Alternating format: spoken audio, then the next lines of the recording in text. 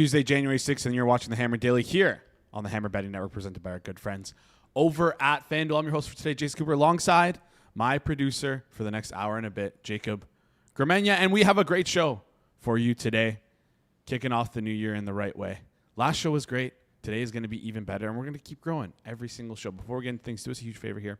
Smash the like button, hit the subscribe button. Both those things go a long way for us here on the channel. If you're watching on Twitter, take a second either after the show or right now. Hop over to YouTube. Just double check, make sure you're subscribed. And while you're checking, throw us a like as well. It does wonders in the algorithm. And the algorithm told me you guys need to do that more. So if you can, it's appreciated. If not, no worries. Hope you enjoy the show for today, because we have a great one, like I said before. Lining things up off the hop, we have our good friend, Drew Dinsick, leading the way.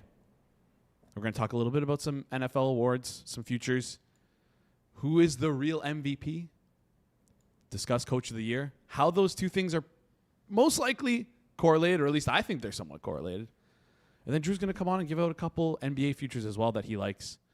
So you're going to want to stick around and watch that. And then Clive comes on after Drew. Clive comes on after Drew. And we're going to talk about some totals.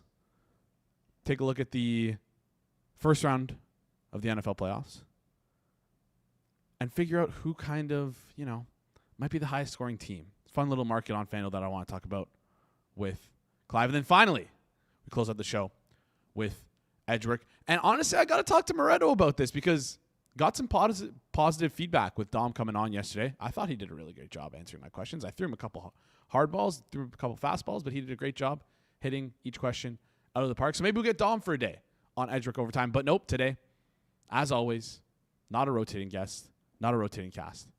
It is our good friend So Money and Alex Moretto breaking down the entire NHL slate. All right. Excited to get into today's show. Before we do, just want to quickly remind you guys about our good friends over at BetStamp.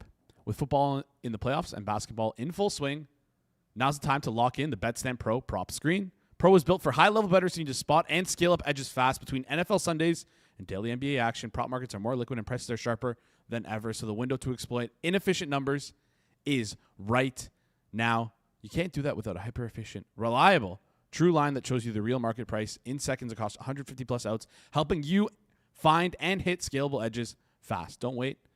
The opportunity to capitalize on the prop market is right now.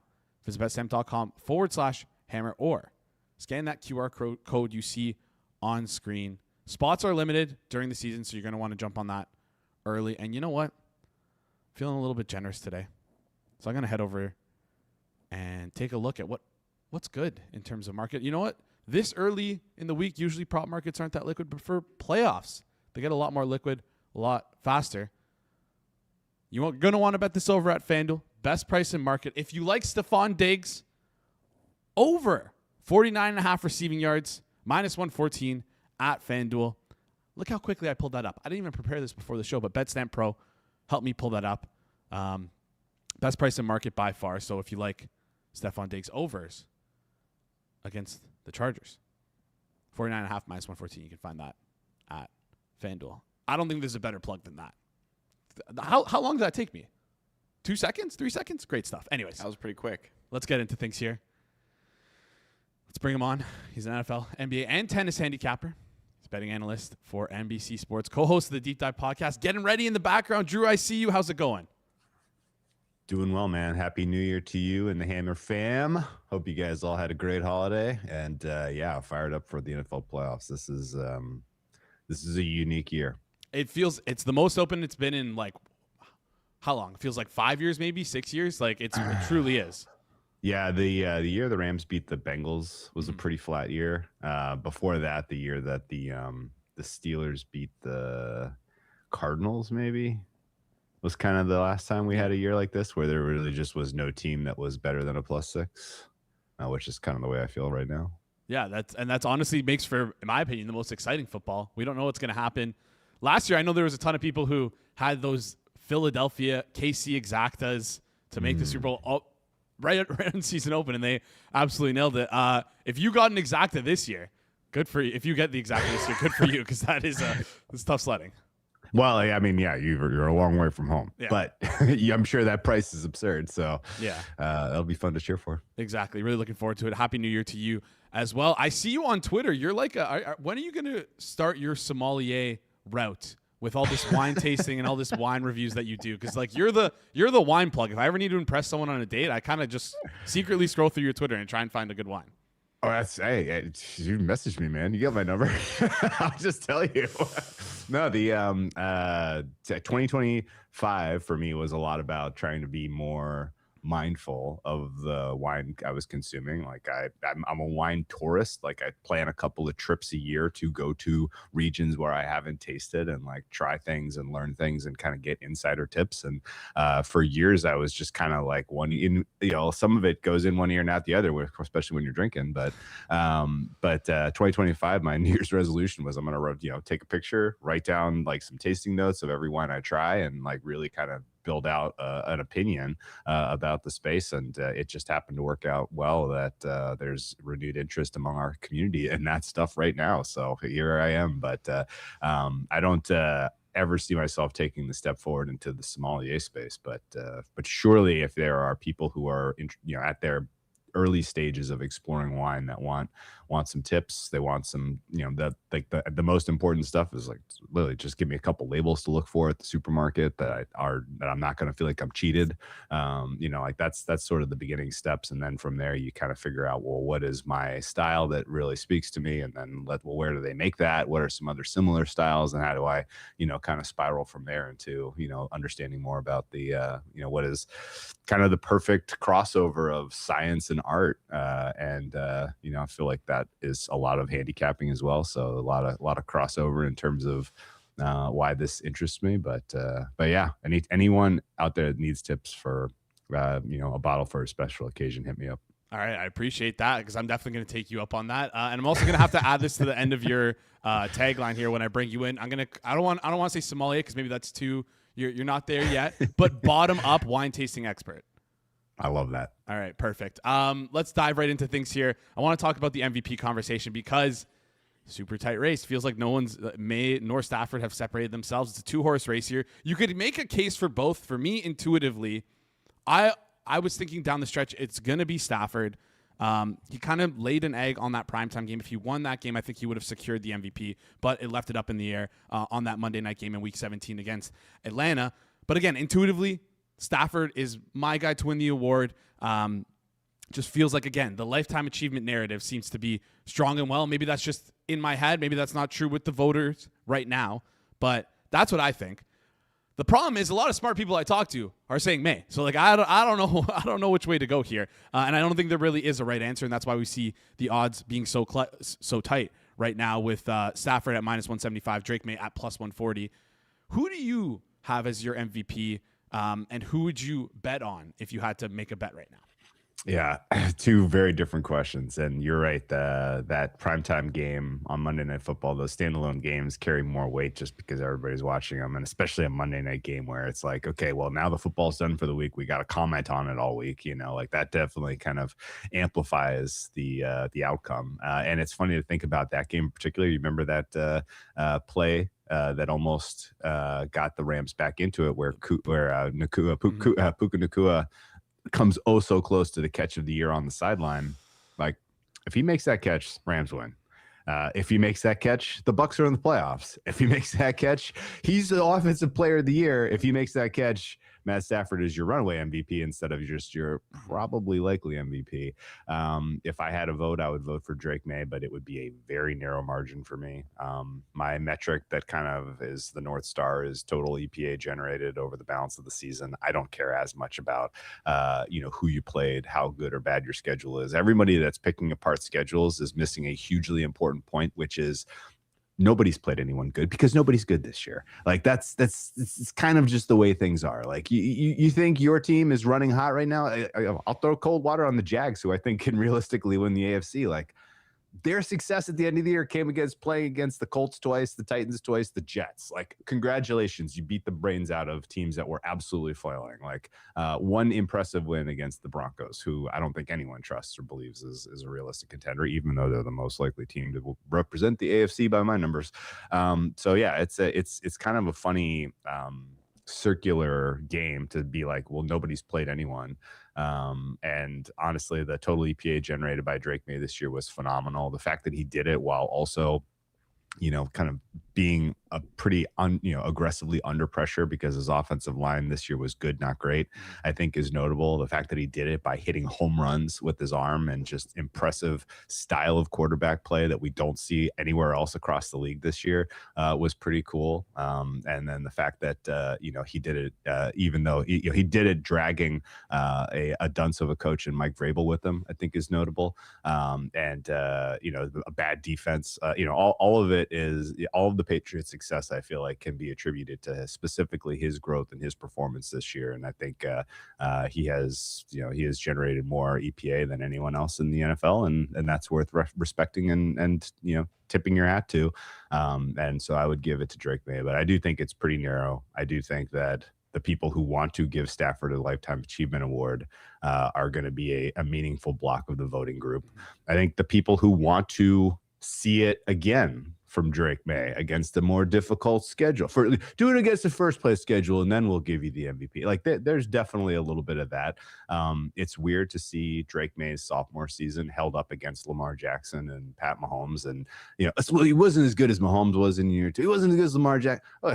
Those were all-time historic quarterback seasons, period. Like, we don't really need him to meet that level to be given the award in year two, unless you're kind of rewriting the rules of how we give this award. So I find a lot of the argument and the discussion and the narrative back and forth to be pretty bad faith and obnoxious. And that's just kind of a lot of the way that the discourse is nowadays. And I just sort of bury my head in the sand.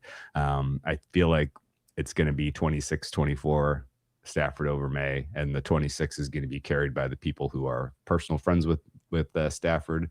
They are, want to give him the Lifetime Achievement Award, or they are holding the relative youth and inexperience of May against him. And I guess there's one other kind of final key point that I'll make here. There is a very quiet voting block that is they're just cowards, right? Like, they're literally just, what is the public sentiment? I want to be on the right side of history. I want to have voted for the right guy, right? And the reason that they would hold a year two not quite as good as Mahomes, not quite as good as Lamar Jackson against Drake May is because they don't want to vote for him as the MVP and then have him fall on his face in the next 2 years and not be a factor in the NFL. Like, that's absolutely part of the calculus of some of these people, and it's cowardly. And I think, if you put all of the chips on the table and, you measure true performances of this season, Drake May ought to be the guy. But right now I feel like he's going to have a narrow loss. Yeah, it's going to be interesting to see. I'm excited to see where these votes end up. It's almost like whenever we get like a situation with like the Matt Stafford, I feel like we saw it the last 2 years where there's like a cascading effect, right? Lamar Jackson wins 2 years ago when it probably should have been Josh Allen. Of course. And then last year, Josh Allen wins when it should have been Lamar Jackson. It's been like, might as well go 3 years in a row giving it to the wrong guy. Might as well. then it's probably going to be Drake May next year then if things go right. But yeah, if I had to bet right now, I think I agree with you. Drake May would be my answer. But again, like, it's so tough. I don't even know how you would pick between the two. Hopefully you were adding prices as the season was going on, because you could have gotten Matt Stafford last week at a much better price than the minus 175.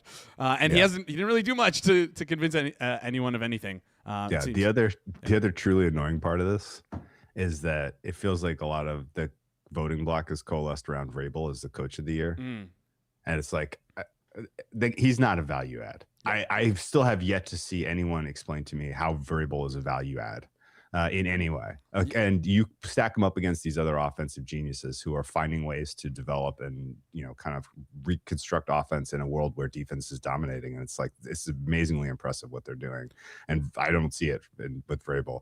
And there's going to be a lot of people that are going to reward the Patriots' successful season by giving Vrabel coach of the year and then use that as another, kind of very lame excuse to vote for Stafford MVP. I think that's where the steam is coming from for Stafford and the steam that we saw throughout the week, because I do believe that there is correlation here between, like you said, giving the Patriots their season award and it going to Vrabel. The Coach of the Year award is something I want to talk about as well. Like you just mentioned, I don't think Vrabel deserves it. I don't understand what Mike McDonald would have had, what else he would have had to done this season to get the award. Like, would he have to gone undefeated? Like, the best defense one of the best defenses in the league. They looked incredible, completely turned it around from last year. Even though their record last year was still good, it was almost like I don't know. It didn't feel like it was a deserving record. This year it feels like they deserved their record. He's plus 300 right now, which is again so head scratching to me, because he should deserve all the credit that this team is getting right now. So especially with how poor Darnold's I could add a couple of bombs to that. Like they finished the season hot last year. The defense was the best in the NFL over the last half of the season last year. They carried that into this year, improved upon that. And then like he had the balls to jettison his quarterback, jettison his offensive coordinator who he hired and brought in after 1 year, and go get an upgraded quarterback and an upgraded offensive coordinator, which is how they have gotten to this point. And so like beyond just the role and responsibility of being the architect of the defense and crafting a defense that is clearly number one in the NFL, getting a 1 seed in the more competitive conference and in a very, very competitive division, like all of that is extremely impressive. And he did it while also kind of taking a chance on an new offensive coordinator and a quarterback who nobody else really wanted. And I don't know what else you could do in terms of stewardship of a franchise to warrant Coach of the Year consideration beyond what McDonald did. His problems are he plays in the Pacific Northwest and not the Northeast, and he doesn't have as many bootlicking friends in the media. Yeah, no, I think you nailed it there. That's the right way to put it. I would like to see McDonald win Coach of the Year. I've been banging the Seattle drum all year long. It would be a good cap to the season if McDonald ends up winning that award. We have a little bit of time left here. I don't want to go over our time. You mentioned that you do want to talk about some NBA awards, so let's flip over and talk some NBA. You like someone to win the East. You mentioned this. I think I want to say it was like almost 2 months ago, maybe a month and a half ago. It was late November, early December. You're really high on this Boston Celtics team, and it seems like you've kind of honed in and nailed it. Currently, right now, for them to win the East is plus 420. Boston to win the East. That's what you wanted to give out. That's what you liked here today. Well, I just want to talk about it. I'm sitting on a big position. And let's just kind of talk about the landscape of the NBA right now, because people are so dialed into NFL and just in general distracted by the holidays. They're probably missing like a lot of what's going on. If you're paying attention to anything in the NBA, you're probably noticing that the Thunder are losing games, and you're scratching your head as to what the heck, how, why, what's happening here. The fatigue and the difficulty of their path last year, where they had 2 7-game series, including a 7-game finals, SGA playing through the summer internationally, and then coming into the season with so much purpose and no Jalen Williams over the first several months, a couple months of the season, really, I think has kind of put these guys in a bad spot where even though they were winning games, they're a little bit exhausted, and you're seeing the shadow of all of this high intensity basketball that they've played affect their offense in particular. And I don't know that that's going to, change substantially in the coming weeks. I think realistically, you kind of reevaluate early February, see where these guys are, see who's hurt, see if the offense is picking up at all. Right now, I would rate their offense 15th best in the NBA, which is not going to be good enough to win a championship. They're going to have to turn things around. And I don't know how they're going to do it aside from just getting key guys rest, in particular SGA rests, not running him into the ground. And I believe Daigneault can do it. I still believe OKC will be the bet to win the West. But my entire strategy coming into the season was like, wait for the swoon, let it play out, and then fire on OKC to win the title. Mm-hmm. Yeah, I think that's a good way to approach things here, because I believe they were like odds-on favorite a couple of weeks ago. They were in like the minus 110-ish range, but right now they're still way short. I think it's going to drift, and the big paradigm shift for me has been, instead of playing them to win the title, I'm kind of only interested in a West price now. Okay, yeah, because like we were promised Celtics Thunder last year. And we were promised, and people don't remember, but the Thunder were cheap last year because everybody just kind of expected the Celtics were going to repeat. Tatum blows his ACL. His Achilles. Thunder ultimately win, hard fought. And now I think there's a very real world where Jason Tatum comes back in March. Certainly a potential for them to, kind of to take the chance on him, considering how successful his rehab has been to this point, from what I've heard. They are in the driver's seat for a top 2 seed right now in the Eastern Conference. The Eastern Conference is as bad as advertised, it turns out. Middle class of the East is just really, really beatable, and the Celtics are playing very, very focused, renewed basketball right now. Jaylen Brown is a top 3 choice for MVP at this point, and over the last 2 weeks, they're a plus 15 in terms of net rating, which is absolutely insane. So this Celtics team is for real. I think they're going to continue to compile wins. They may find themselves as the 1 seed in the East with all of a sudden with Jason Tatum back as the second option after Jaylen Brown, which should scare everyone in the NBA, not just the Eastern Conference. I'm pot committed now to cheer for the green team, and I think the market is going to look absolutely. People are not going to believe the prices that I have on them to win the East once we get to the end of the season. Is kind of where my general feeling right now. I want to throw two other fun ones out there for you for NBA before we wrap. You ready? Yep. 25-1 long shot. Charlotte Hornets make the playoffs. Okay. Can I sell you some Hornets? Go for it. Would it surprise you to know that the number 4 team in terms of net rating over the last 2 weeks is the Charlotte Hornets? They are 4-3 over that time, so everybody is asleep at the wheel here. But they're playing very, very good basketball, particularly offensively. I love the way that they're coached, and I think in general they're going to continue to rise up into the play-in mix, and they can absolutely win 2 games against this middle class of the Eastern Conference, which is just full of just stink bombs. So Charlotte 25-1 to make the playoffs is a fun bet, and then maybe even more likely to win than that, and not quite as good of a price. But Rudy Gobert, Defensive Player of the Year, is 12-1 right now. Disagree. He has been the best player defensively in the NBA this year, and the numbers are starting to really crystallize to where it's going to be very easy to make a positive case for him.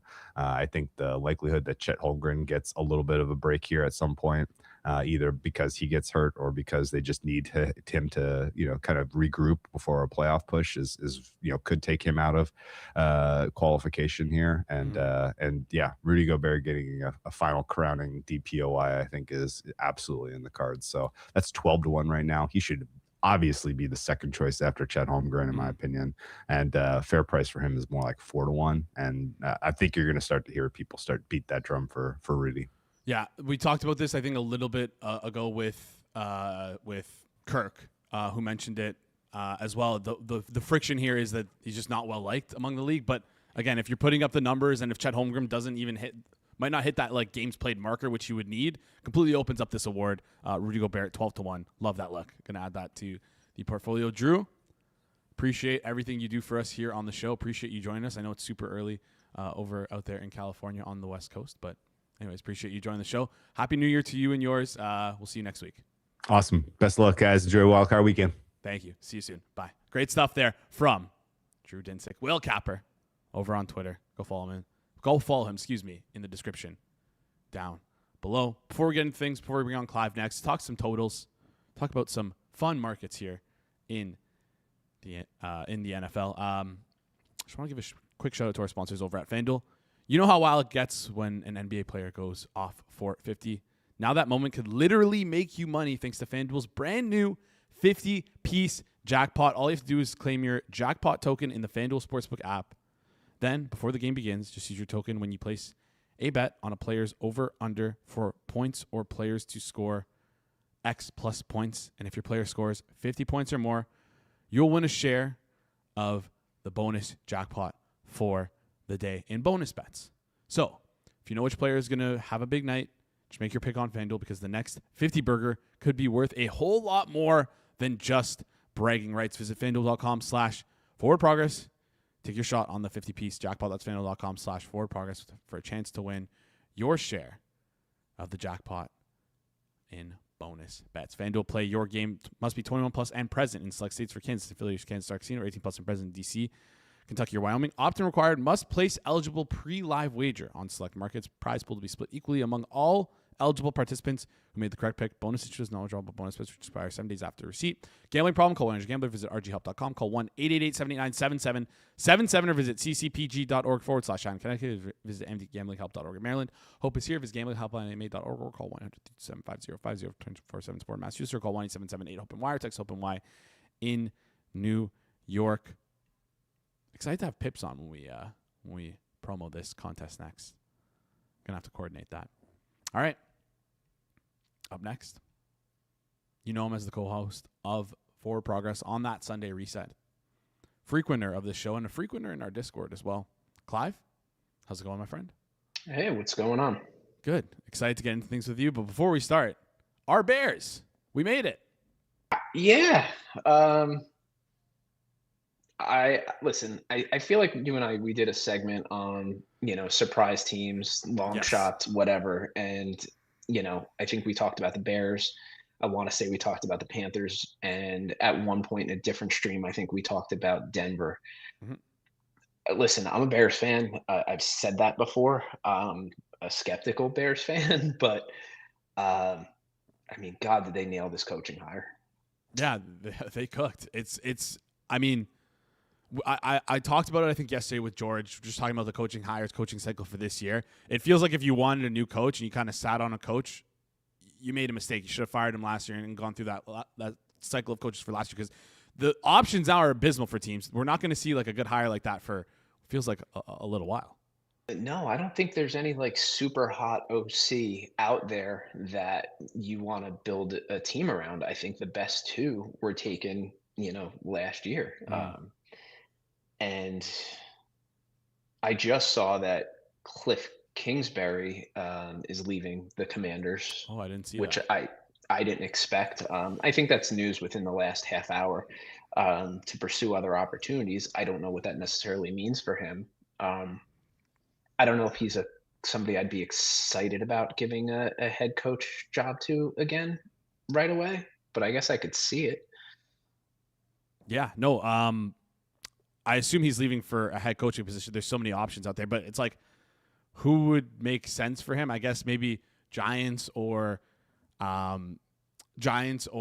Titans maybe would be like his best option. Because I think unveiling what we know now about Kyler Murray, I give him some leeway with his previous head coaching position in Arizona in terms of just maybe Kyler just wasn't a guy to be able to fully execute his scheme, and he was able to he extracted a lot of juice out of Kyler compared to what other offensive coordinators have been able to do with him in Drew Petzing. Yeah, it'll be interesting to see where he does land. They're actually, I believe FanDuel has next head coach markets available. So if you have like an inclination on what you think where a guy might go, Cliff Kingsbury is 12-1 to be the Giants head coach. What was the other team I mentioned there? Titans. Cliff Kingsbury 6-1 to be the Titans head coach. If you have an inkling, you can go bet that over there. I find it so odd to leave though without another job in hand. They say it was mutual between him and Dan Quinn.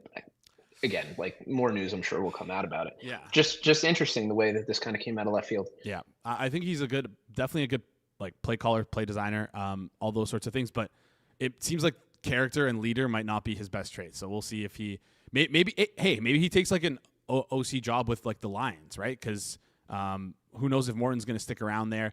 Maybe that's his path, as he just goes and picks a really good team, really good offense, and is the OC there.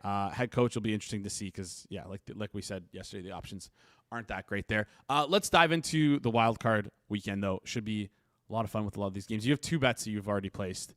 Talk us through both of them. Let's start with the Bills and the Jags. Yeah, so I made a couple of bets on Sunday. One moved hard against me so far, and one's moved pretty well with me. Jags Buffalo is one where I did bet 50.5, and Rob and I talked about this on the Sunday Reset. I just think in terms of game flow and the way that this goes, I'm not expecting a ton of explosives. I think if Buffalo gets a lead, they're going to want to try and run the ball and just, kind of grind out clock. And I don't know if Jacksonville's going to get the same explosives that they've gotten, the last half of the season. I mean, they're both fine offenses, and Buffalo's defense is nothing to write home about. I'm just thinking of it from a game script perspective. What I would say now with the market at 52.5, if I was going to make a play now that wasn't the full game total, I would look at the Bills team total under, which I think is 26.5, lightly juiced at FanDuel. If I kind of do like Jacksonville in this game anyway, so a lot of this is an anti-Buffalo bet, but a Buffalo team total under might be worth a look now. Yeah, Bills team total under. I'll pull that up here in just a second. What was the price you said on that? Were you able to grab that? Last I saw when I checked about a half hour ago, it was around minus 105. Okay, I'll grab that. Here we go. Bills team total points. 26.5 minus 104 is what we're looking at here. And yeah, especially with the way that the Bills run their offense. Again, another offensive coordinator I don't like in Joe Brady. Maybe Cliff Kingsbury's the option there. Just kind of like slow place, lacking explosives. They don't really have the weapons on the outside. Even though Josh Allen can just make magic happen kind of at any point, you'd think that they maybe want to give the ball to James Cook a lot and just kind of run clock, slow this game down. We'll see how that plays out, though. Next game you want to talk about is Philadelphia, San Fran. That's the one that did move in your favor. You got them at the 46.5, but it's now at around 45.5, 44, 45.5 juiced, 44.5, depending on where you look. 45.5 minus 115. Sorry, at FanDuel. Talk us a little bit through this one here. A lot of it has to do with San Francisco. Some of it injury issues. If Williams doesn't play, if Pearsall doesn't play, I think there was upside there when I bet the 46.5. I'm not expecting any weather issues or anything in Philly, but I do expect it to be a cold game.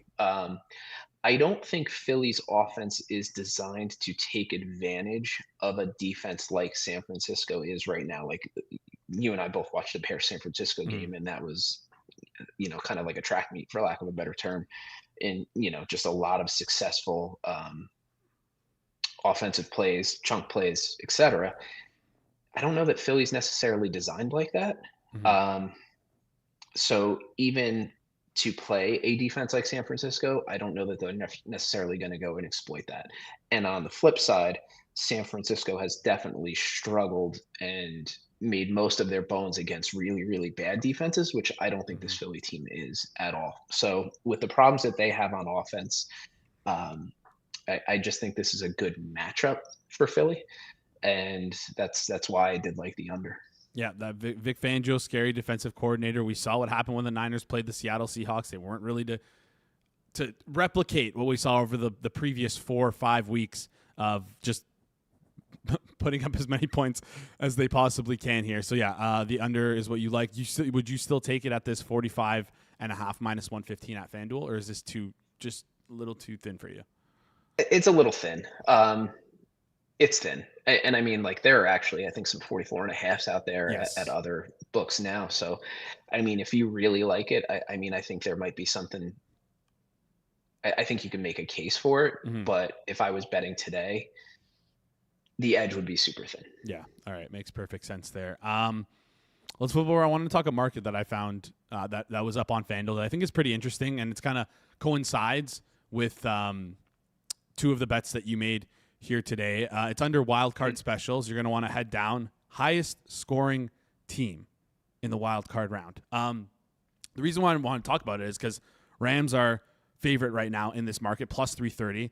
Then the next two teams are the Bills and the Jaguars, right? So we've seen their number, the total steam up a bit.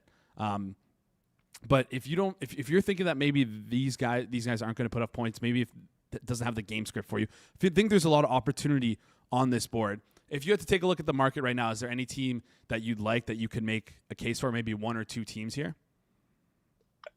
As a Bears fan, I don't like this. And it depends on injury reports and who's playing. But Green Bay, and I think the price was plus 12 to 1,100. It's 12 to 1 now? On Chicago, yes. Oh, 12 to 1 on Chicago. Sorry, I'm thinking Green Bay 11 to 1. Okay. 11 to 1 could be a look with the way that this Bears defense can let up explosives. They can let up plays over the middle of the field. I haven't, I know you and I kind of were chatting about this very, very, very quickly before the show today. I'd have to look very deeply at the injury report, but that's one that does look a little bit interesting to me that I could see. Interesting because I don't love that. I'm not happy about it, but yeah.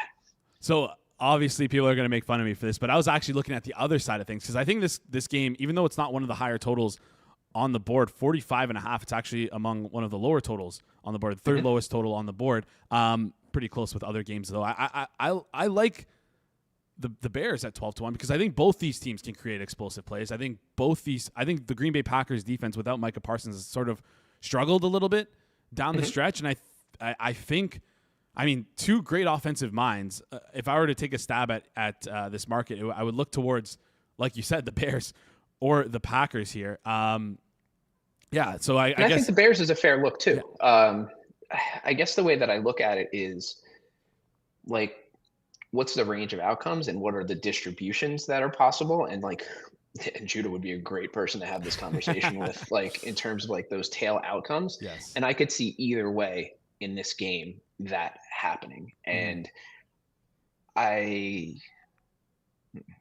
from a coaching standpoint, I think about teams that look to get on a lead and kind of grind one out versus coaches that are just absolutely nuts and are just going to step on the throat and keep going. So as anybody's evaluating this market, that's kind of the way that I would think about it.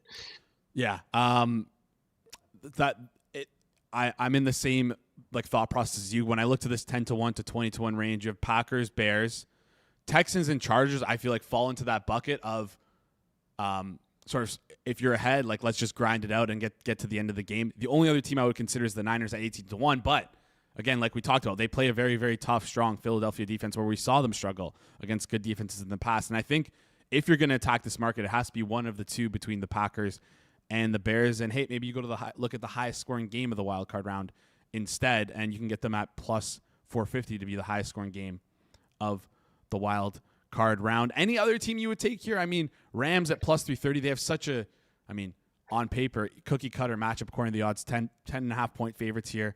We talked about the Bills, we talked about the Jaguars, maybe the Patriots though in the first round.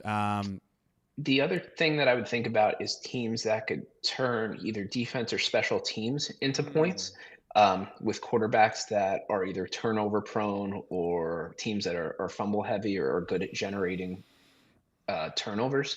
I've never really looked at how sticky that is going into the playoffs, but I thought about the Patriots first when you showed me the market. They were the first team that came to mind. But in terms of a Vrabel coach, I can really see him wanting to just absolutely grind out clock if they get a lead, which is what turns me away from there. Yes. Now on the Rams side, they're super chalky, but I could see Bryce Young maybe having some issues there and just making some big mistakes. I don't see any particularly big upsets on the board that would lead to big points. So it's really I'm just thinking that Bears Packers game is the way to look. Yeah, no, I think we're in agreement on that. If I had to pick, I'm going to go with the Bears because, again, like you mentioned, the defensive upside as well. They've been able to force turnovers, create those plays off turnovers, which is pretty massive for them. Clive, appreciate you joining the show. Should be an exciting wild card weekend round. Happy New Year to you and yours. We'll chat soon. Happy New Year. Later, everybody. Awesome stuff there from Clive. I love how we picked the same game. Our minds instantly went to the same spot. He liked the Packers, though. I like the Bears. I feel like you could have probably guessed that if you know both of us pre-show on where we would be there. But yeah, I think if I'm going to lock in an official play and take that Bears 12-1 and bet on that market myself. Please don't move the number because I want to get it after the show. So, yeah, Bears 12-1, highest scoring team in the wild card round. We got Edgework Overtime coming up next. Before we do that, give you a quick programming note for what we have up next at the Hammer. If you want to fire on Wildcard Weekend, we've got our Tuesday Best Bets show, 5 p.m. Eastern Time on the Forward Progress YouTube channel. It's going to be G-Stack and Suma giving out their best bets, breaking down the games in full. That's tonight, 5 p.m. Eastern on the Forward Progress YouTube channel. The German-Greek connection. There's got to be some form of WWE tag team that I don't know about that is known as the German-Greek connection, because those guys are German and those guys are Greek. Up next, we have the Edgework Overtime crew. They're coming on in just 5 a second minutes. here. In 5 minutes. In 5 minutes, Moretto and So Money. Hopefully So Money's feeling better after what was a very tough Christmas and New Year's for him. Fell under the weather. Prayers in the chat for So Money, because I know he's going to be, he's probably feeling it a bit. But anyways, I got to also talk to Moretto. I said off the top of the show. People really enjoy the Dom segment. I like it. I have fun with it. I think him and I go back and forth pretty well. Maybe we get him on Edgework Overtime one time. You let me know. Chat, you let us know if you want to see that. Someone disagreed with me saying Packers right side in that game. Yeah, well, Packers 11-1 if you like them as the highest scoring team. I think the highest scoring team comes out of that Packers and Bears game. All right. They're ready. It's time. It is Edgework Overtime. Let's bring them on up. Alex, So Money, Happy New Year to you both. Wearing the double Montreal. What the heck is going on here? I didn't notice. Didn't even coordinate it either. Perfect. Yeah. You guys I didn't have my hat on when I joined, and then I saw So Money's, and I was like, I think I should do it. It was right beside me. It was right there for the taking. Crazy stuff. All right. Well, excited to get into things for today. Excited to talk about the NHL games today. Before we get into things, though, it's the almost exact halfway point of the NHL season. I'm going to put you guys on the spot a bit here. I know you guys love when I do this. Biggest surprise so far of this NHL season, if you had to pick? For me, it's just how close everyone is halfway through the year. Still feels like everything's a mush. The West sucks, but someone has to make the playoffs there. It seems like, what is it? Vegas wouldn't even make the playoffs if they were in the East with the amount of points that they had, and they're currently first in their division. So interesting how tight the year is, I guess. Hopefully I didn't steal one of yours. Alex, if you're ready to go, I'll throw to you first. Maybe not surprised, but something that's really caught my attention this year has been the amount of injuries we've seen, which has been like off the charts this year, probably because the Olympics and the condensed schedule. Although we did have a bit of a condensed schedule because of the Four Nations last year too, and we did not see injuries to this extent. It is just like every team, it feels like, is getting pelted. I keep tabs on injuries pretty, obsessively on my end, and it has been more work this year than it has ever been before. If you miss a couple days, you're like probably missing like some significant news. So yeah, I think the biggest thing for me is just like how many guys have missed time this season. It has been pretty crazy. All right. A lot of injuries this year. Condensed schedule could be something to do with it. Also, probably the condensed schedule, but again, two condensed scheduled seasons, it feels like back to back. Just a lot of hockey being played short period of time. So Money, anything for you that sticks out in your mind from what you saw from the first half of the season?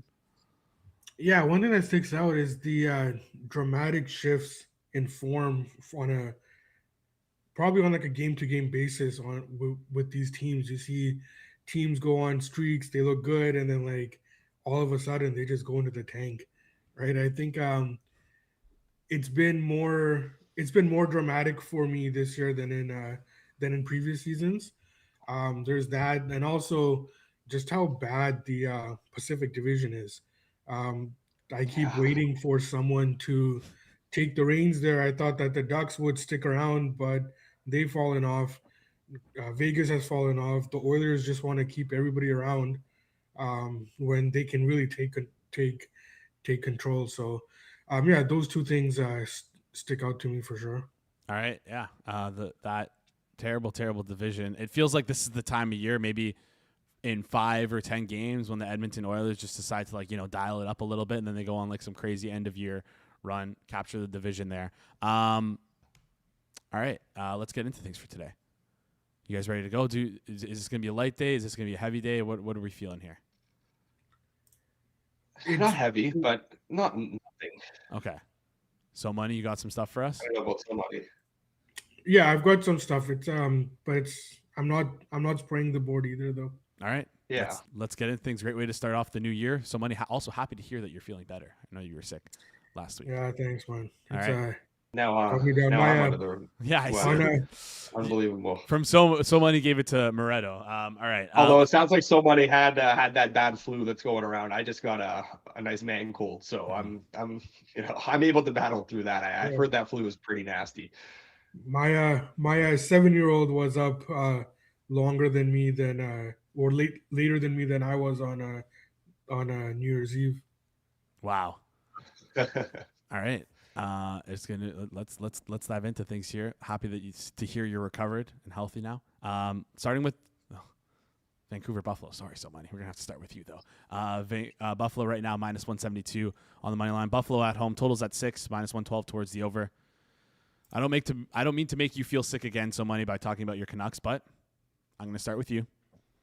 Talk us through this game.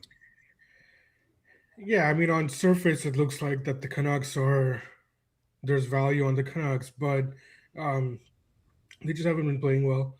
In that game against Boston, I thought they were lucky to stick around in that game. They were lucky that game went into overtime.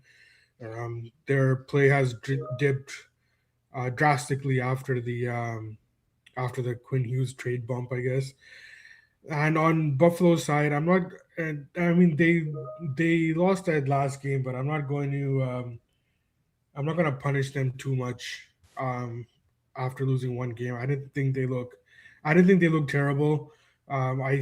There's nothing that makes me think that they're going to start going to the tank either. So we'll just write that off as one game. I think Buffalo beats them, but it's not a number that I want to get involved with. All right. So money on the sidelines for this one. Alex, anything you like in this game? No, yeah, I'm also on the sidelines. I can see why maybe some people would have bet the Canucks, just obviously like a pretty high line opener on the Sabres, but I just don't have any interest. I think their floor, they have been playing better, but their floor is so low with the guys that they have out in the lineup, and like Garland, and obviously the guys who have been hurt for a while, but now like the newest injuries to Garland and Rossi really makes them pretty thin up front. Now you're running like a Sasson and Camp 2-3 center combo. It's just so ugly that I couldn't possibly want to back this team right now. If we keep getting Canucks money, we get like cheaper and cheaper on Buffalo, like maybe I'll entertain that, but I think we'd still have a little bit of a ways to run here, and I don't imagine we will get there at any point. So nothing for me here. All right, passing on to the next game, we have Dallas and Carolina. Should be a fun one. Carolina right now -140 on the money line. Totals at 6 towards the over -122. Alex, we'll start with you. Yeah, I've got a bet in this game. I bet the over 6. I mean, look, I didn't think I was going to be able to give this out because I bet it earlier, and then it ran a ton, and now it's come right back, at least in some spots, not everywhere, but I think up to -120 is good. If you can get that -113 out there, I think that's a lot better. But yeah, it's the same thing with like Dallas unders keep kind of getting bet, and they haven't been an under team for a little bit here. They haven't been a good team for a little bit here, I would say. They're struggling to do a lot of things well right now, but they still have that elite talent where they can score goals. But they're struggling to keep the puck out of their own net. They're, kind of getting hemmed in quite a bit. We saw it in that Montreal game, like they catch the Habs on the second half of a back-to-back, third game in 4 nights. Should have been a very easy, straightforward sort of game for the Stars, but they get hemmed in. They struggle to, get out of their end, giving up a ton of good looks, and they end up losing that game. I think it's going to be a similar situation here where Carolina is going to be able to generate what they want, and Dallas should be able to get theirs. Very shaky goaltending situation right now for the Canes. It's pretty ugly, and defensively it's still been a struggle with Slavin out. They're getting Jarvis back for this one too, which is a nice bonus. I like the over quite a bit here. I bet it as well, the Stars Habs over on Sunday, and then same thing happened. It got smacked towards the under again, so I added more and turned out okay there. So hopefully we have the same result here. All right. Taking the over 6 -120 is what we're looking for. 113 is out there as well. Lost myself there for a second. Sorry about that. Chatters. Yeah, plenty of 120s out there as well. Over 6 is the number we look at. So money, do you agree with Alex on this one? Do you like the over, or do you have anything else in this game? I like the over as well. I haven't played it though. I think that I need it to be a little bit cheaper than it is right now. Yeah, but I agree with what Alex is saying. My only concern is that um, these two teams, as poor as they've played defensively lately, they can both tighten it up as well at any time. So it could be one of those situations where they kind of bring it out in each other. So um, yeah, I do agree with the with the overlook. I just need it to be a little bit cheaper. So if it does get there, then I'll join Alex there. All right, Colorado Tampa Bay is the game we got up next. Colorado on the road, minus 115. Two of the best teams in the NHL. Totals at 6.5, minus 120 towards the under. Should be a fun one here. Appointment tuning for any NHL fan. So, Money, I'll let you lead the way on this game. You got anything for us here? I do. I played the under 6.5. Like it up to minus 120. Um, I think that both these teams, it they can both score. We know that, but the total's already at the 6.5. So they're I think that their scoring potential has already been accounted for in the line. Where I see where the edge is that both these teams they do play well defensively as well. When they're on top of their games, it starts on defense for both of them. And I think that both of these teams are on top of their game. And this is one of those situations where the way that this game gets played out, I think that they'll bring out the defensive focus in each other. So I do like that under 6.5 up to minus 115. All right, under 6.5, minus 115 is what we're looking for here. Alex, another under an under here for you, or you're passing on this one? I didn't bet it, but I definitely agree. That's the way I'd want to bet it, and I still might end up betting it at one point. I don't know if this is the best price we'll get or not. I feel like it's very possible that it is. But with Taves out on the back end for Colorado, and obviously like they haven't Tampa hasn't had Benner McDonough for a while, although they have so many elite defensemen at this point, it seems like it doesn't even matter. Like Deuce and Moser and Radish, all just like. It's crazy how they uncovered all these guys. Yeah, so good for them. Good for them. Must be nice. I did bet. Yeah, it must be. It really must be nice. I bet Tampa here, but I bet them plus 105. It's small. I would say definitely not some big edge. It looks like most of the plus money is gone. I see maybe one little plus left. I wouldn't probably play it now. I do think that Tampa's just a tad undervalued, at least at open. This is obviously an elite Colorado team, but we have seen them come back down a little bit, back down to earth.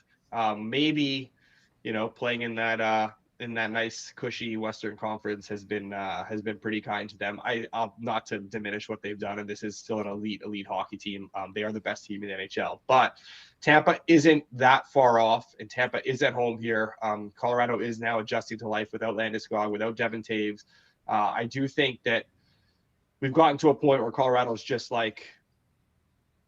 been so bullishly priced in market, and you can understand why, but I think maybe we've gone just a little bit far now. And with Tampa at home and Colorado just fresh off the injuries that they just suffered, I thought there was a little bit of room there on Tampa. So I bet them plus money. We'll see if plus money comes back again. I don't know if it will, but hopefully it does, and people can still get involved in this one.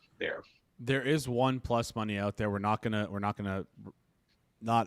call it official though, because it's not very widely available. But yeah, if you can get it, maybe go scoop that up. All right, on to the next game. We have Anaheim and Philadelphia. Philadelphia minus 152 on the money line. Totals at 6 towards the over at FanDuel, minus 122. Alex, I'll let you lead the way. What are your thoughts? I don't have anything here. Kind of originally had this circled as a game I would have liked to bet an over in. And I know that there's been some over money, which I didn't end up getting on or being a part of. It's tough with Anaheim saving Dostal for the second half of the back-to-back, and Philly going with Vladar here. It's just not I do think there's potential to have a lot of chances, but I do think it's a decent goaltending matchup. And now Mitchkov's a game time decision, so I didn't end up betting anything in this one, or like I didn't get to be part of this over money, and I'm okay with it. Just given the circumstances of who's starting in this game and the fact that we might not have Michkov. But yeah, I would certainly lean that way. But I missed the boat, and at this point, I don't think I'll get involved in any which way here. Slight lean to Anaheim, although Philly has been quite good on home ice this year. The Anaheim being pretty punished for being on the second half of a back-to-back. But again, it's still a young team. They have Dostal. I don't think they should be punished that much. And also Michkov, if he doesn't play, I mean, I still not enough, I guess, meat on the bone, you could say, for me to back the Ducks. But I am a lot closer to a Ducks play than anything at this point in this game. Yeah, quack, quack. It is Connor in the chat saying the Ducks price seems too large, which is a little interesting here. So you and Connor, maybe a little head-to-head action with the chat. So Money, do you agree with Connor here, or are you on Moretto's side where you feel like you want to take the Ducks? I'll be sitting on the fence here too. Yeah, this is. I think that the game is priced fairly. You do need to install Philadelphia as a pretty sizable favorite based on current form, as well as the Ducks being on a back-to-back. Yeah, and like Alex mentioned, that the Flyers are playing well at home, as well as they're just playing well in general. I think that this is a Flyers team that I like quite a bit. They've grown on me as the year has gone on. They do play the game the right way, and also we're starting to see the Talkit influence they're creeping into their game as well. So I like this Flyers team. A little bit disappointing with the Ducks because I felt that Anaheim would be around all season. And I mean, they could still turn it around. They're still a young team, but the way that they've kind of their play has dropped recently has been pretty disappointing. But yeah, I think that for this game we're lined fairly here. Okay, all right, line fairly here, and I misinterpreted Connor's comment there. My bad. Sorry, Connor. I know. I was gonna say. I was like, did I miss something in the? I went back in the chat. I was like, wait a second. Head to head. Yeah, all right. I got it. He's on the same side as you. He's simpatico, as the kids would say. I don't think kids say that, but Devils. Nobody says that. No one says that. No one says that. Devils taking on the Islanders right now, minus 115 for the Devils on the money line on the road. Totals at 5.5, juice towards the under, minus 120. So Money, I'll throw it to you first. I did bet the Islanders here.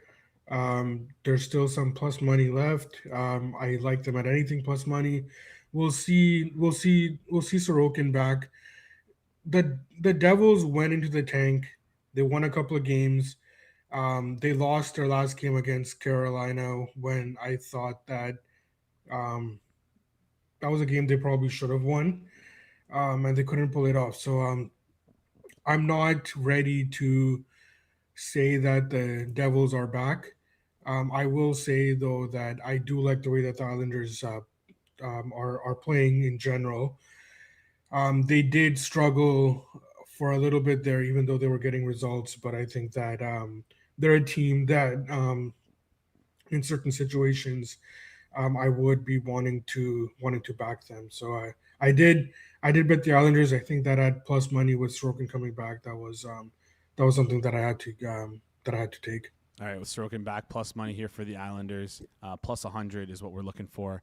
Is that 105 real? That 105 is not real. All right, Alex, I'll throw it to you on this one. Do you agree with the Islanders here at plus money? Yeah, I do. I definitely do. I didn't bet it because the Devils took a ton of money, and then I was like, ooh, I really want to bet the Isles. And then I sat there. I just never ended up doing it for some reason. And then the Isles money came in, and I was like, oh, man, and I just kind of missed the boat. So I hate myself for that. Don't like this Devils team. I don't know what the appetite would be to back them right now. Like, they just, even when they do win games, it's not looking great. They just haven't been playing well for a while. The vibes seem super, super bad there. Like Luke Hughes scoring on his own net, getting booed. Like it's just so ugly right now for this Devils team. Whereas kind of the opposite for this Isles team. This Isles team seems to be living off vibes, not necessarily playing great all the time, but like I think the culture there is really awesome, and it seems like a really fun team and fun room to be a part of. I do like the Islanders here as well. Just kind of missed the number, but yeah, there's still plus money available. I think that's fair. I definitely would side with so money on this one. All right, siding with so money on the plus money, but no official. Do you want me to add that as an official play for you or no? Double best bet. Yeah, sure. Let's double best bet it. All right, we're hitting the double best bet there. Not New York Islanders money line plus 100. Excited to get into this next game. I'll be attending the game tonight. So if you're there, if anyone in the chat's going to be there, come say hi to me. Florida, Toronto. Florida minus 122 on the money line. Coming into Toronto here, totals at 6, flat 6, minus 110, both sides. And before we get into this game, every single time that this team plays in Toronto, Brad Marchand finds a way to just absolutely send me into fucking orbit with his comments. Did you see his comments? Yes. Brad Marchand says it was between Florida and Toronto, and I was going to go in free agency last summer because he didn't think an option to stay in Florida would be there because of their cap situation. This guy, I don't know how he does. He's so good at this stuff, but he just always he does this on purpose. And then another one that I got sent. It's unfortunate that the fans ran Marner out of town. I mean, that's a huge impact on the group. He's a point per game player. That hurts. Yeah, thanks, bud. Like, why is he saying this stuff? What was the question asked? I sent those quotes to all of my Leafs fans friends. I just spammed those tweets to everyone, all the group chats. I'm like, oh, it's like Brad's at it again. So that's good. awesome. I love it. Yeah, he's amazing. He is elite at this. I don't know. I'm in orbit. Who wants to go first? Talk about the game. Let's go, Alex. I'll let you go first. Yeah. I bet an over in this game, over 6. Toronto still they're getting the offense back. They've got some guys. I mean, Matthews looks like he's slowly returning to form here. Shots coming back a little bit. Obviously a bit of a step up in class for them here compared to their recent schedule, but definitely like at least what I'm seeing from them offensively, some secondary offenses coming in, like, Robertson's such a streaky player. He, scores like 6 goals in 8 games and then is just invisible for 2 weeks and is a healthy scratch and then comes back and somehow starts scoring goals again. But he's scoring goals again right now, and this team as a whole is scoring goals right now. I think Florida is also going to be able to kind of get after it a little bit here with the Leafs struggling still defensively. There's nothing that has changed in that regard. They're still giving up a lot of chances. I know Carlo is back tonight, but I think that's mitigated by the absence of McCabe and then some. I think McCabe is definitely still a better player than Carlo at this point. So still a blow to them defensively, even with Carlo coming back. I like the over here. There's 110 at FanDuel. That's all I need to say. Yeah. That's the best price in market. There you go. Go bet it at FanDuel. Best price in market, 110. If you like the over of 6. We talked a little bit about how the Leafs play, although picking up 6 points since I went on a long 6 points, 8 points in 6 games after me going on that long tirade about the team. I talked about it with Dom yesterday on the show. The wins are coming, but we don't know if the play is still there, even though Matthews is stepping up in class as of late.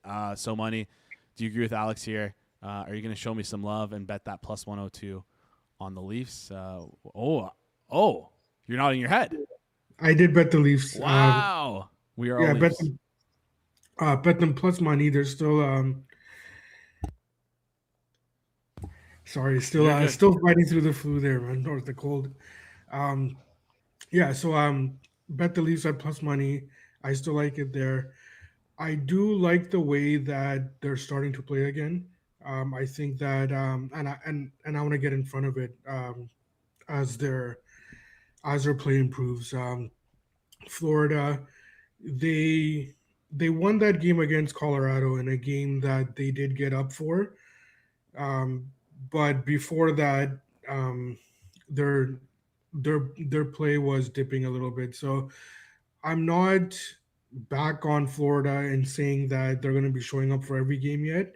But I do feel that where my edge is here is that I like the way that Toronto is starting to come on.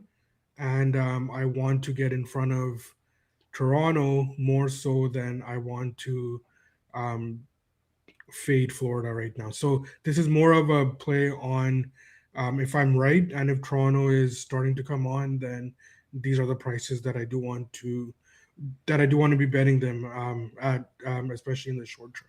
Someone in the market agrees with you because there's plus monies out there, but it did wick a little bit on FanDuel to that minus 102. So someone in the chat might be betting that right now as we speak. Hopefully Leafs can pick up a win. Pretty amazing stuff what I did here for this team. I expect some kudos from the team if we end up making the playoffs. That's all I'll say. And I'll be ripping up my ticket for them to miss the playoffs at plus 500. But anyways, Vegas, Winnipeg, another fun game here. Speaking of Mitch Marner, minus 110 both sides right now on the money line. Totals at 6, juice towards the under, minus 120. I think Winnipeg, from what I saw when they played Toronto versus where I see them at the standings, I feel like that just doesn't add up here. I feel like they're maybe I don't know what that could be attributed to. Maybe you guys can disagree with me here, but hey, market obviously likes them as pick them against Vegas. So Money, I'll start with you. Do you like this Winnipeg team? Are you backing this Winnipeg team here, or is this number gone a little too far? I don't like this Winnipeg team anymore. Okay. And I'm not backing them for sure. But I can't get behind Vegas either. I think that both of these teams I expected more from. And they're just not showing me anything. I think that this is one of those games where, I mean, you look at the number here, and I think that it's correct. You in Winnipeg, it's still a pick 'em, right? So you just flip a coin here. Whoever plays less worse is going to win this game, right? So just toss a pick 'em at it. The game probably going to overtime, and I mean, somebody will win off a goal off someone's ass, right? So it's like neither of these teams is I just can't back either of them in their current form right now. All right, staying off this one here, Alex, gonna throw to you. Anything you like in this game? No, I think I agree with everything So Money said.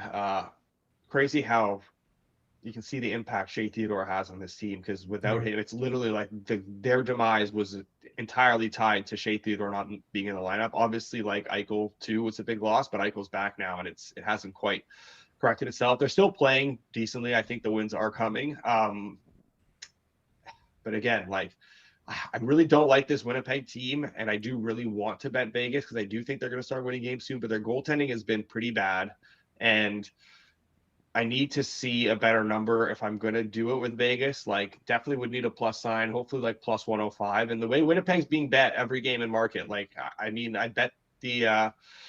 bet against them quite a bit over the last little while here. I don't think this is a good hockey team, and they continue to get backed in market. So hopefully we can see what we saw against the Sens the other night, where that Winnipeg money comes in and we get a really good number on whoever they're playing, in this case, Vegas. So I wouldn't rule out seeing a plus 105 at one point later on.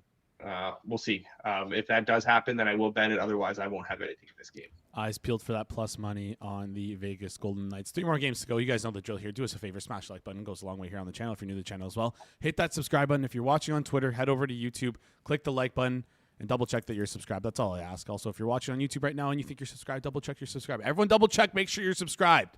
Please. My New Year's resolution is to ask you guys, more people to subscribe here. So looks like it's going well so far. Nashville, Edmonton is the next game we have here. Edmonton minus 154 on the money line. Totals at 6.5. Minus 112 both sides at FanDuel. Alex, I'll let you lead with this one. Who do you like here? This is for me a lot like the Sabres game, where Nashville's taking money like Vancouver's taking money. I'm still not ready to come in on Edmonton like I wasn't ready to come in on Buffalo, but if it continues to run and we see a minus 140, then I will, but I don't anticipate that will be the case, and I ultimately don't anticipate I will have anything in this game as a result. So I got nothing right now, and I probably will not have anything at any point in this one. Skip on to the next one. So Money, I'll throw to you. Is this also a skip for you?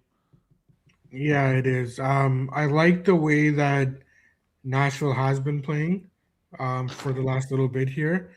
But I mean, Edmonton, like besides that loss against Philadelphia, I think they've been fine. Like even that 6-2 loss against Boston, that was a game that just kind of got away from them. It wasn't anything like Boston took it to them or anything. It's just they just lost that game. It happens sometimes.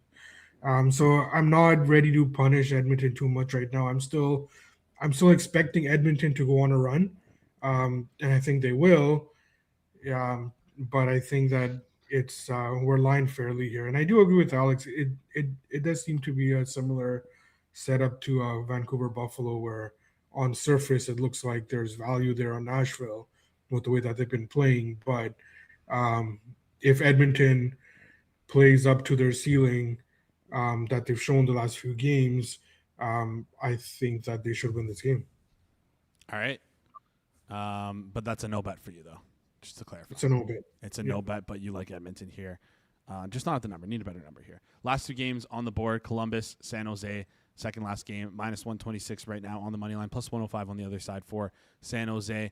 Totals at 6.5, minus 122 towards the over. So money, I'll let you lead with this one. Anything you like here, or is this another skip? I do like the over, but I haven't bet it yet. Both these teams are starting to leak defensively again.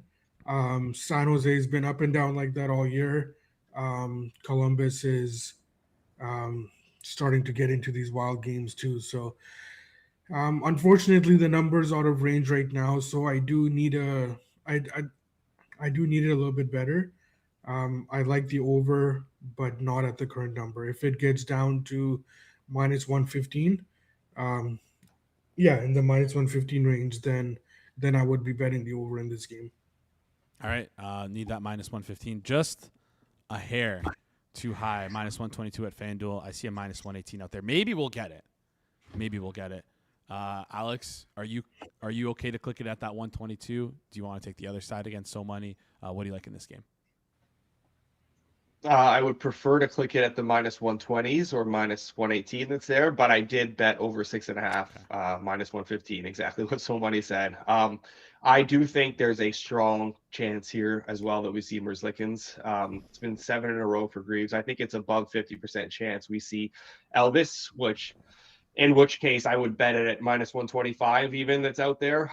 But I think the over 50% chance, you still have to account for a chance of there being Greaves here. So I didn't quite just like blindly fire with the anticipation of Elvis. I still want to be a little bit sensitive. But if we do get the confirmation, and unfortunately we're probably not going to get it on the show, but we're going to get it very soon after, I would imagine, find out who's going to be starting here. But it's been 7 starts in a row for Greaves. I don't think they're going to want him to start his 8th game in a row and then start his 9th and 10th against Vegas and Colorado in their next couple of games. This feels like a very logical spot to go with Elvis here. It would also be a 3rd start in 4 games in 4 nights, for Greaves, which is just an insane workload. So like they have to go Elvis here. I would be honestly surprised if they don't. I do want to bet the Sharks as well if we get Elvis. So that's kind of I'm good with over at some of the prices now. I'd be good with it at all prices if Elvis. And if it is Elvis, I'm also going to be clicking San Jose. Just have to wait though. That one I definitely need an Elvis confirmation to get involved. But yeah, there's like plus 105s are pretty much the worst in market, which I still think I'd be okay with. But if you can grab one of those plus 110s or greater with an Elvis confirmation, then I'm very very interested in that. So keep those Twitter notifications on. Keep those stuff open. We're not going to click it official yet because need the confirmation for sure. But yeah, keep those Twitter notifications on and then scoop up those 110s that are available there. Last game on the board: Boston, Seattle. Boston minus 125 on the money line here. Is this a Morgan Geeky revenge game? I think it is. Total is 6 under. Towards the under, minus 122 here. Alex, I'll let you lead the way on the last game we have on the board. Anything you like here? I haven't bet it yet, but I'm looking at an over 6 plus money, which is pretty much painted plus money across the board if we get Korpisalo. feels like a logical spot for Korpisalo. I think, again, another situation where it's over 50% chance we get him. I would lean to that being more likely here. Just looking again, but yeah, still doesn't look like we've got any confirmation on Twitter. If anyone in the chat has seen anything, but again, it's 10:15 right now, 10:15 a.m. on the West Coast, so it makes sense that we haven't got a confirmation yet. I think maybe the next 30 to 45 minutes would be more likely. Yeah, if we do get Korpisalo, not more of a lean to the Kraken, not quite fully down for a Kraken bet here, but I am in on an over 6+ money for sure. If we get Korpisalo, these are two teams that really, really bad defensively, and I know both of them are struggling to generate offense right now. But typically, it's the bad defense that loses these matchups against the bad offenses. I think these offenses will find their opportunities to create here against a couple of blue lines that really just can't provide resistance against anyone. So if Korpisalo does happen to get the nod here, we'll get a pretty perfect spot to bend it over. All right. Again, waiting for that goalie confirmation until we fire. So, Money, are you in the same boat? You need to wait for that goalie confirmation to fire on the over 6+ money here? I don't need a goalie confirmation to fire on Seattle. I bet them. We talked about this Seattle team, I think a few weeks ago, and I said that I thought that this was a team that might be on the rise, and I did want to start getting in front of them, which I have been. I have been betting Seattle quite a bit. Nothing here that I'm seeing prevents me from doing so. Alex mentioned Korpisalo. I agree with that. And also on Seattle's side, they've been getting great goaltending. I think that credit to Grubauer, whatever happened in the offseason, whatever he's done, he's started to look good. Duck Hord's been good for a while now. So I think that Seattle's a team that I think could start surprising here. They're only a point out of first place in that division. I mean, I don't know if that shows how bad that division is, or if it's more of a I don't know. That just might be an indictment on how bad the division is. But I like I like the way that the Seattle team is playing. They've bought into the coach there, Lambert, and I think that this is a team that it's ready to go. I like this team quite a bit. All right, Seattle plus 104 on the money line there over at FanDuel. There's plus 108 out there, but pretty hard to get, so you might want to scoop up that plus 104. And that wraps up today's segment of Edgework. If you enjoyed the show, do us a favor, smash the like button. Let's recap everything we got here. So, Money, I have you with Colorado, Tampa Bay, under 6.5 minus 120. New York, money line, double best bet. Toronto, plus 102 on the money line. And then Seattle, plus 104 on the money line. And then flip over, Alex, Dallas, Carolina, over 6 minus 120. Islanders, money line, the double best bet, plus 100. And then Toronto, Florida, over 6 minus 110.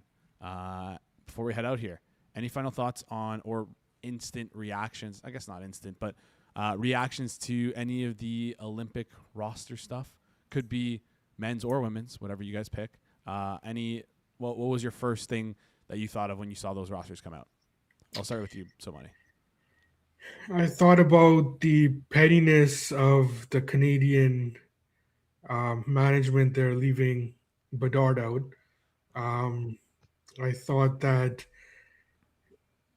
I mean, it worked out for them that they can use his injury as an excuse to hold him out.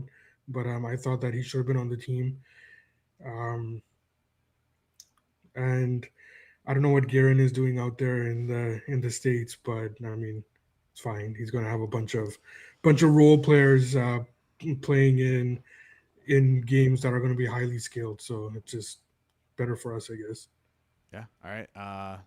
No, Fox is just crazy. I like listen, I like Jason Robinson as a player. Crazy not to pick him, but just not picking Adam Fox is just psychotic to me. Beyond psychotic.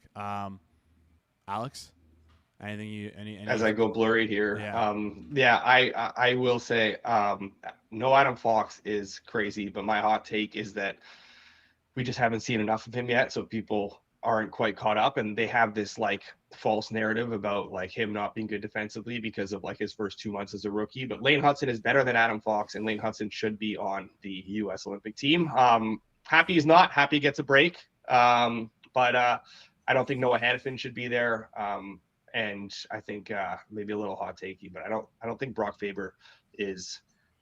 Brock Faber came onto the scene and he was elite and he was really great for a while. He's become a guy who just doesn't do anything great other than just play a lot of minutes. He can eat minutes and stuff, but like he's not necessarily great defensively in them. He's not really great offensively. He's just kind of like got a big engine. And I don't know if that's necessarily the guy they need considering who they already have on their blue line. So yeah, I think, I mean, you got to take one of Fox or Hudson, but yeah, that's obviously people are going to side with Fox here. But I think in 3 years, if we revisit this, or even 2 years, 1 year, maybe we revisit this and people are going to realize that Lane Hudson is currently a top 10 D-man in the league, never mind a top 8 D-man, American D-man in the league. So yeah, that's my very biased Habs take in this one as someone who watches Hudson every single night.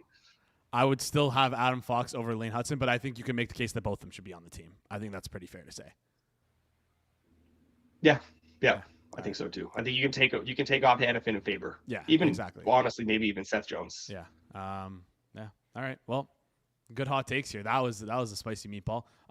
Appreciate you guys joining the show for us today. Hope both of you can feel better for Thursday. Is it going to be you two again on Thursday? Of course. As happy as I can be. Appreciate you guys. Happy New Year. We'll chat on Thursday. Sounds good. Thank you. See you guys. Great stuff there. And that wraps up today's show. You guys know the drill. Do us a favor, smash the like button. Goes a long way here on the channel. If you're new to the channel as well, hit the subscribe button. That's about it. Who do we got on for tomorrow? We got Mr. Peanut Butter making his first appearance since what was it?